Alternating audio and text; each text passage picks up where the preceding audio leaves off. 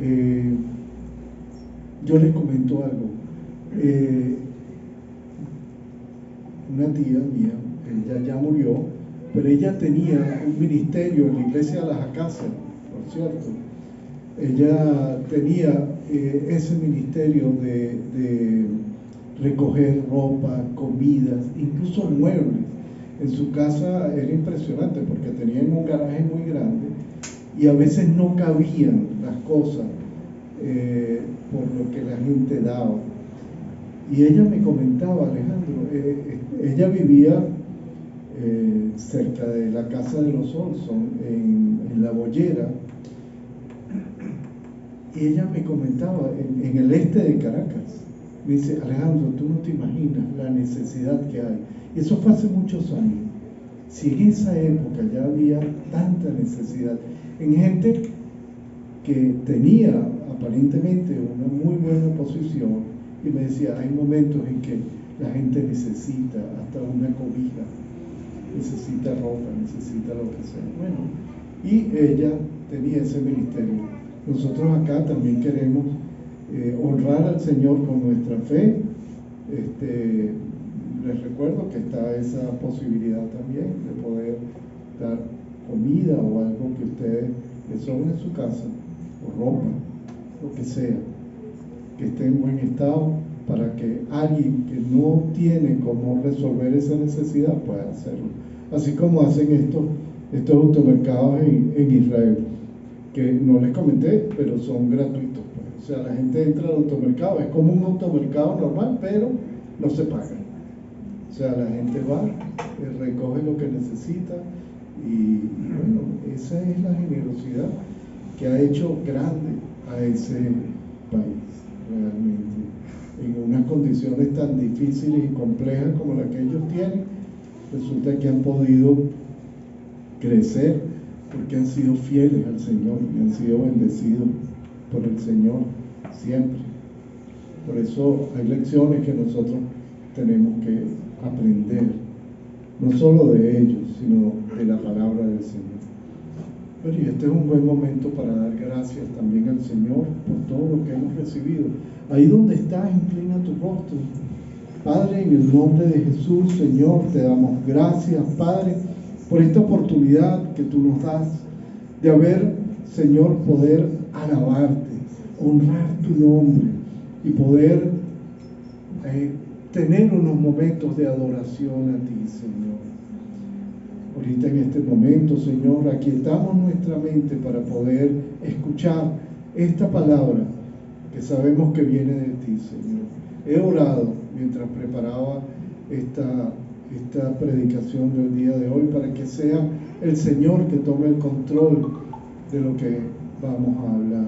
Y pido a Dios que toque esta palabra a sus corazones y llegue a lo más profundo de su ser. Dios, bendícenos, Padre, en el nombre de Jesús, Señor. Amén y amén. Esta mañana yo quería conversar con ustedes acerca de cuál es nuestra identidad con Cristo. Porque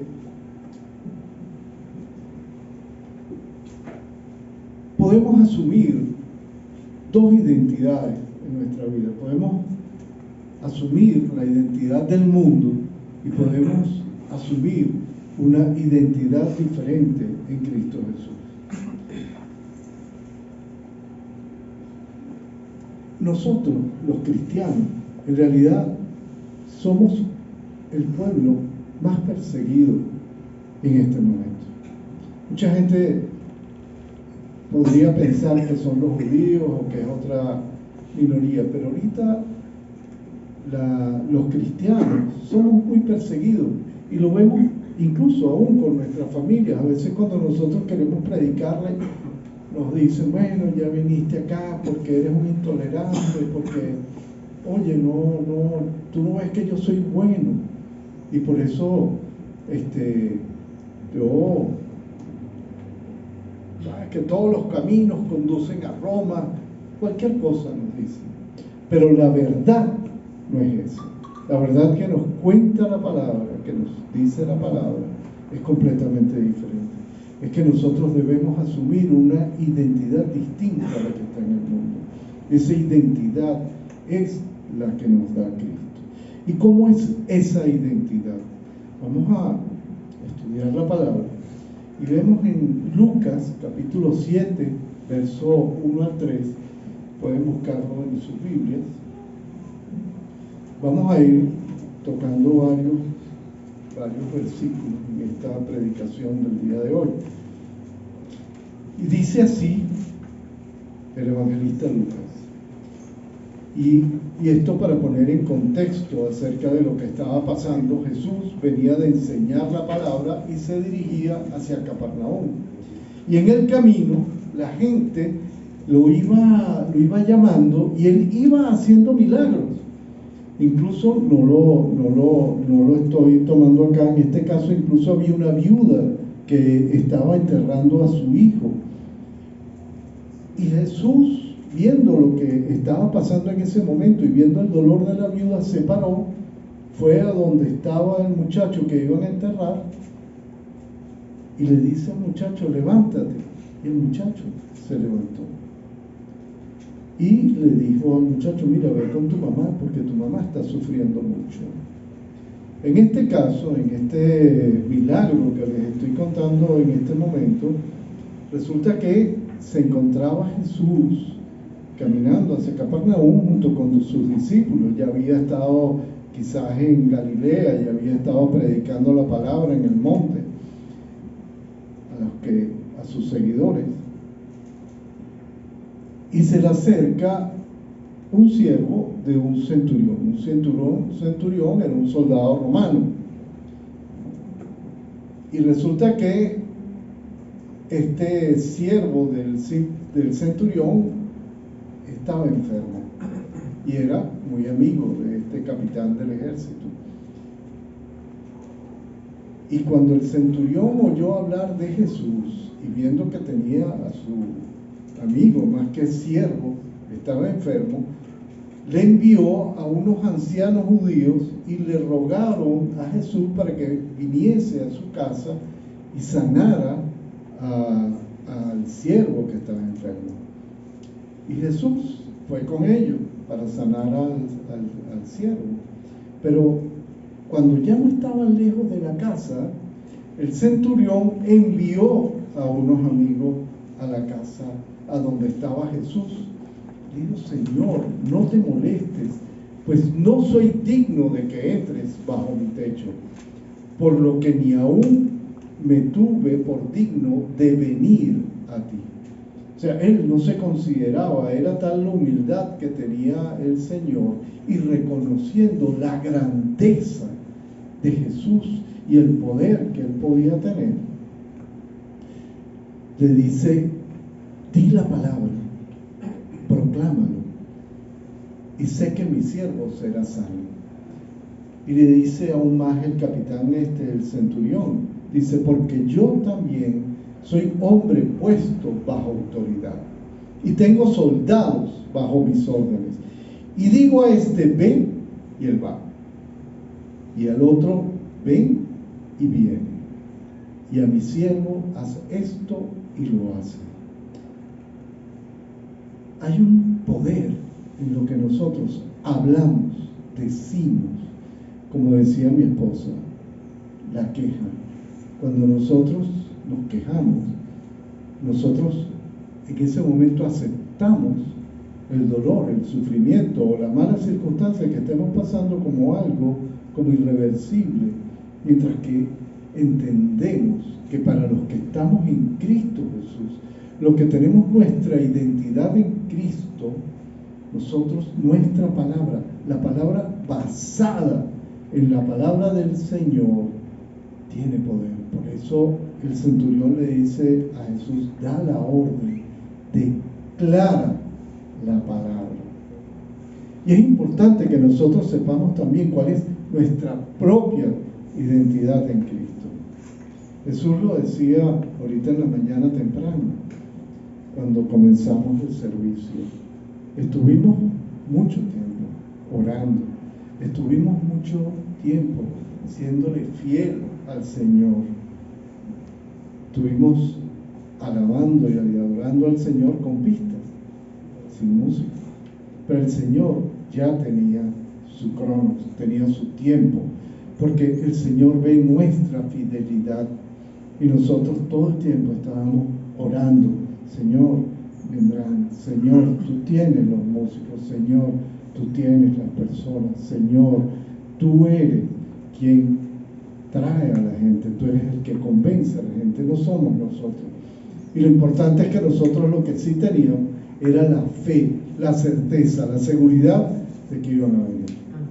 Por eso los esperamos, como los esperamos a ustedes cada domingo, porque sabemos que no somos nosotros los que podemos traerlos a ustedes, es el Señor que los ha convocado en esta mañana para que hoy estén aquí.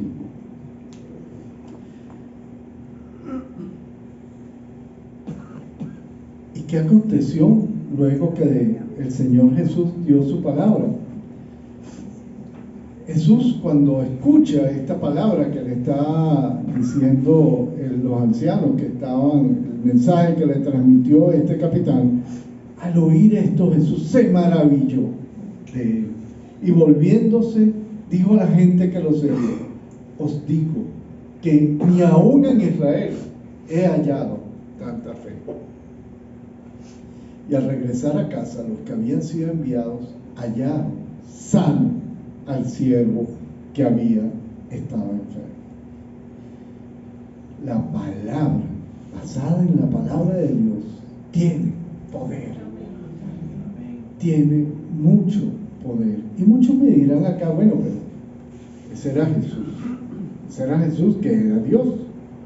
Pero nosotros, que estamos acá en la tierra y que a veces estamos pasando más roncha, o sea, ¿qué pasa con nosotros? Bueno, sigamos estudiando su palabra. En Lucas 7, 21 al 23, resulta que habían ya, viendo esta cantidad de milagros que estaban sucediendo en la vida de Jesús, van a preguntarle: ¿quién eres tú? Porque incluso hasta Juan el Bautista tenía dudas de quién era Jesús. Nosotros hoy tenemos una idea más aproximada, pero en aquel momento no, tal vez ocurrían dudas, y Juan envía a unos emisarios donde Jesús. Y les leo: Juan el Bautista nos ha enviado a ti, dicen estos señores, también habían ido como fueron los siervos del centurión, para preguntarte: ¿eres tú el que había de venir o esperamos a otro? En esa misma hora sanó a muchos enfermos y plagas y de espíritus malos, y de muchos ciegos les dio la vista. Y respondiendo Jesús le dijo: id y haced saber a Juan lo que habéis visto y oído. Los ciegos ven, los cojos andan, los leprosos son limpiados, los sordos oyen, los muertos son resucitados, y a los pobres es anunciado el Evangelio, la palabra. Y bienaventurado es aquel que no halle tropiezo en lo que yo estoy diciendo, que no haya tropiezo en mí.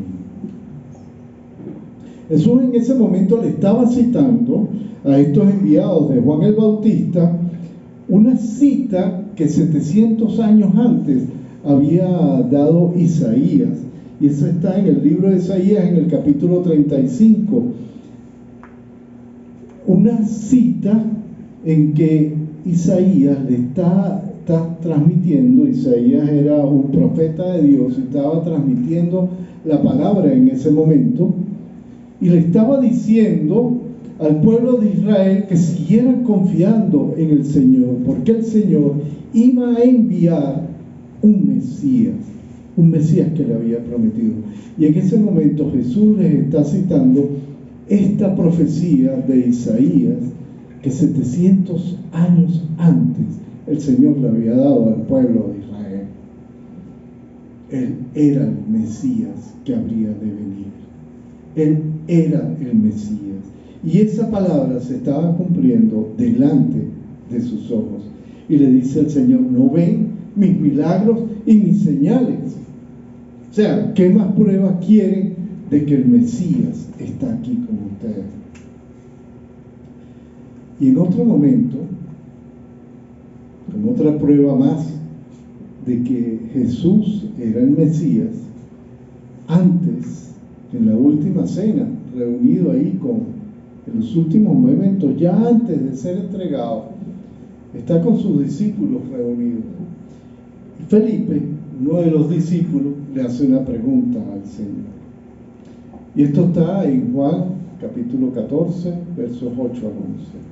Felipe le dijo: Señor, muéstranos el Padre y nos basta.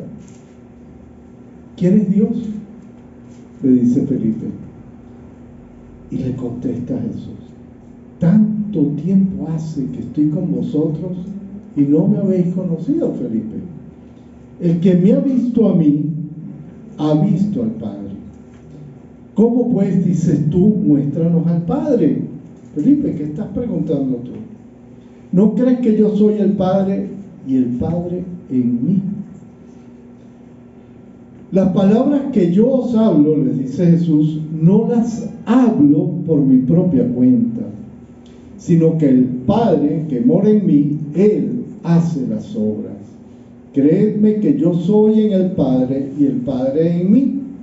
De otra manera, creedme por las mismas obras, por mis frutos, créanme. Ustedes están viendo mis milagros, ustedes están viendo el Señor, el Padre está en mí y el Padre soy yo. O sea, era esa relación que había entre Jesús y el Padre.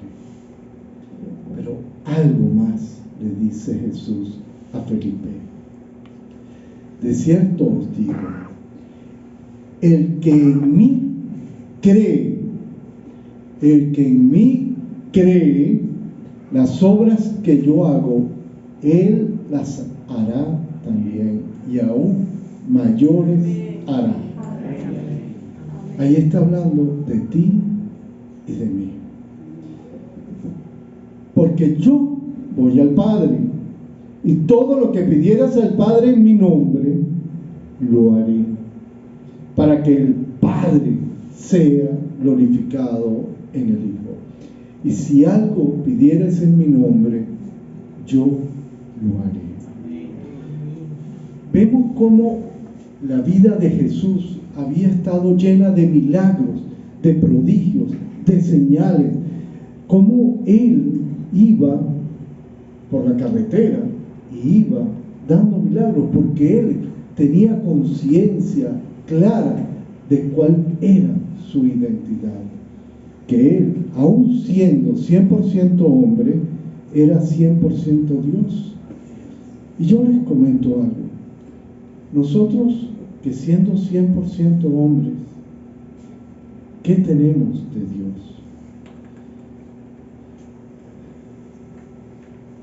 Y la respuesta la tenemos en los siguientes versículos.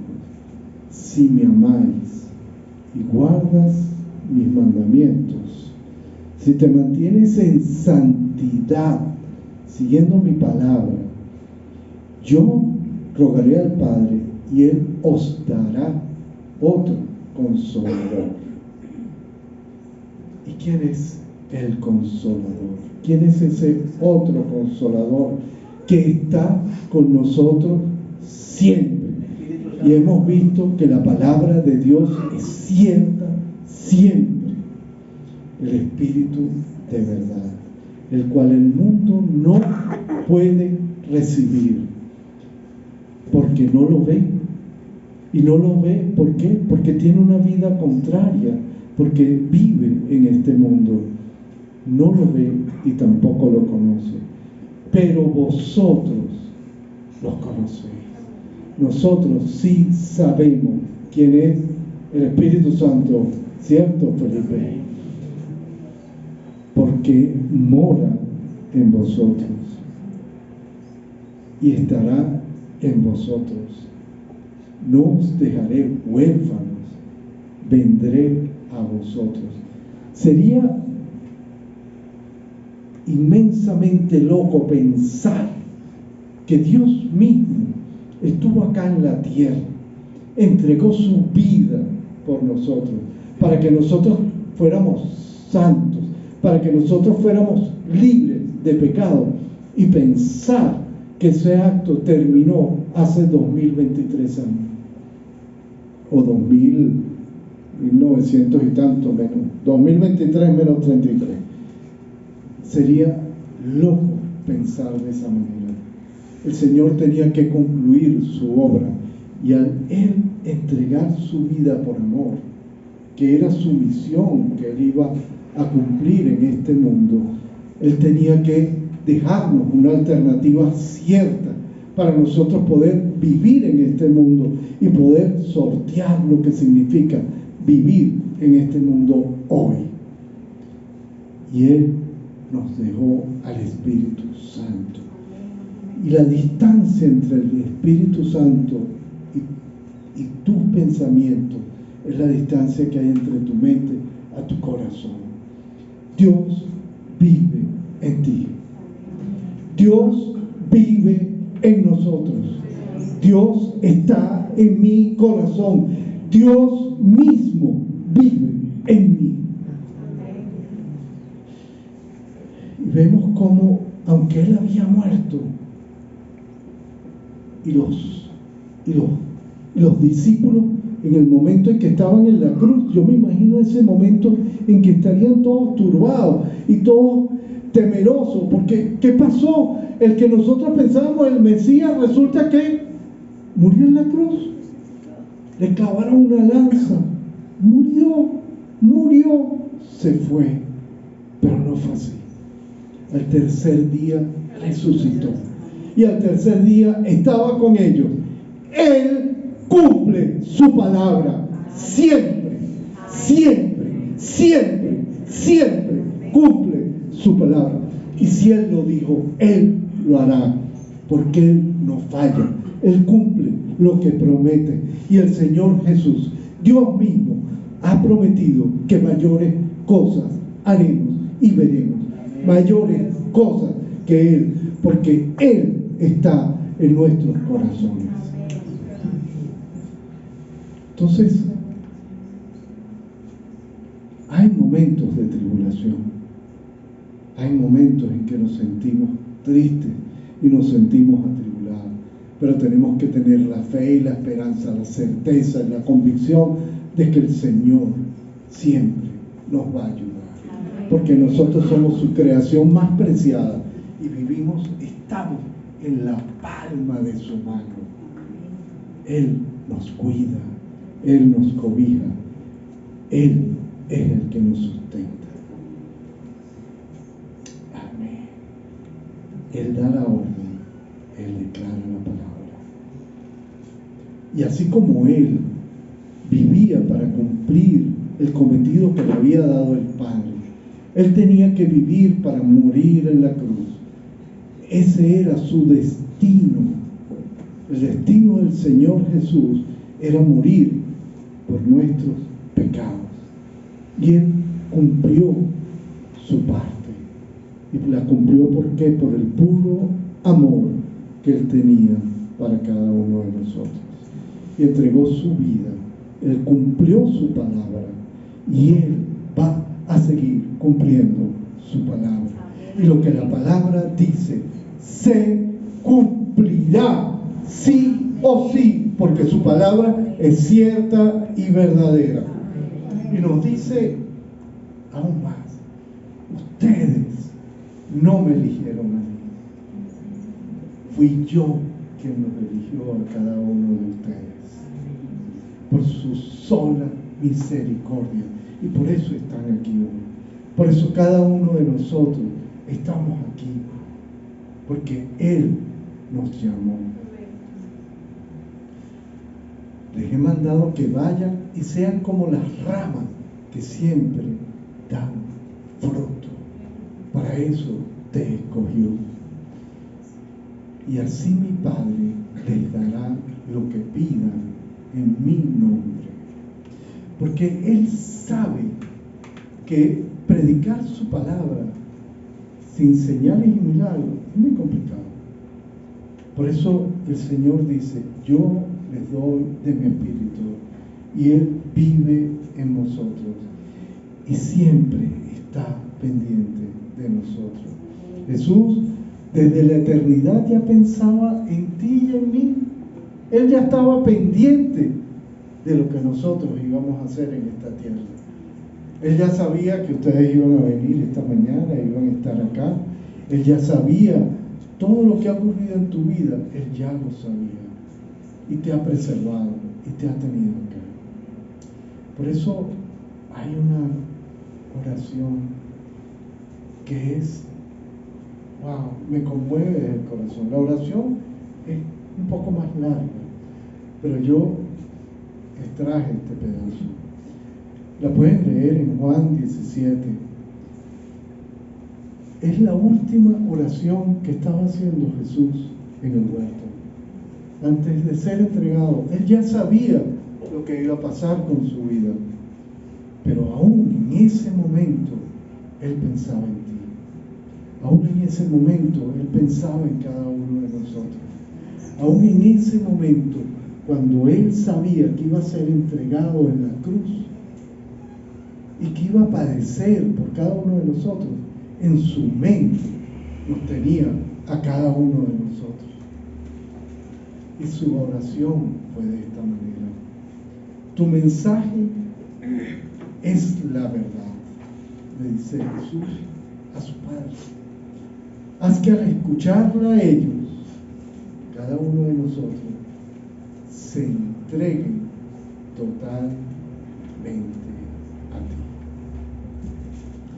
Los envío a dar tu mensaje, y ese mensaje es para cada uno de nosotros, a la gente de este mundo, así como tú me enviaste a mí. Toda mi vida te la he entregado, le dice Jesús al Padre. Y lo mismo espero que hagan mis seguidores. No pido solo por ellos, sino también por los que creerán en mí cuando escuchen su mensaje. Yo no sé cuál es la realidad que tú tienes en tu vida ahora, pero sí sé que el Señor tiene una palabra para ti en esta mañana. Además de que Él nos protege, nos guarda y nos provee, Él acá nos hace una pregunta. Haz que al escucharlo, ellos se entreguen totalmente a ti. Y yo pido a Dios que si en esta mañana tú no lo conoces a Él, yo, igual que Jesús, en esta mañana, yo pido por la vida del que no lo conoce. Y llamo también que el que quiera conocerlo, el que le diga: Señor, yo quiero que tú seas el Señor de mi vida, ahí donde estás, levantes tu mano. Si quieres conocerlo a Él, si quieres tener un encuentro con el Señor Jesús, y esta palabra te ha llegado a tu corazón, cierra tus ojos. Y ahí donde tú estás, inclina tu rostro. Y si quieres conocerlo a Él, levanta tu mano. Levanta tu mano para que el Señor pueda tocar tu corazón, como fervientemente lo pidió Jesús en Getsemaní, la noche antes de ser entregado y de morir por cada uno de nosotros. Y quiero que repita con tu boca, porque la palabra dice que uno puede creer en el Señor, pero lo importante también es decirlo de corazón, hablarlo, confesarlo. Si esta palabra ha tocado el corazón, repite conmigo: Señor Jesús, en esta mañana, esta palabra tocó mi corazón. Creo que tú eres mi Señor y mi Salvador. Y quiero entregar mi vida para ti, Señor. quiero solo servirte a ti. Quiero que tú seas el Señor de mi vida. Muero al mundo y vivo para ti. Mi identidad es Cristo. Amén. Amén. Amén. Nueva criatura somos cuando aceptamos al Señor en nuestro corazón.